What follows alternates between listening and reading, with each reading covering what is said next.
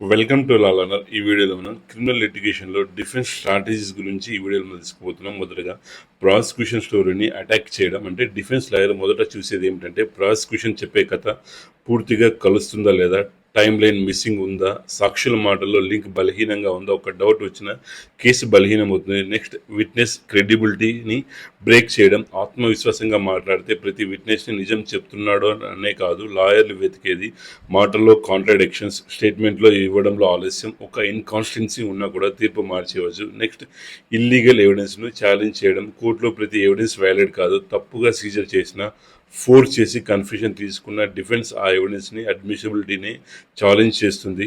Next reasonable doubt అంటే criminal లాలో అలా అయి ఉండవచ్చు సరిపోదు, ప్రాసిక్యూషన్ గిల్ట్ని క్లియర్గా ప్రూవ్ చేయాలి.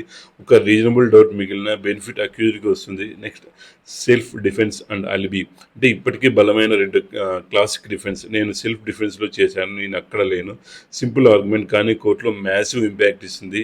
నెక్స్ట్ క్రిమినల్ కేసులో చిన్న లూప్ హోల్ కూడా గేమ్ చేంజర్ అవుతుంది. ఇలాంటి లీగల్ ఇన్సైట్స్ కోసం నా ఛానల్ని ఫాలో కావండి. Thank you for watching video. జై హింద్.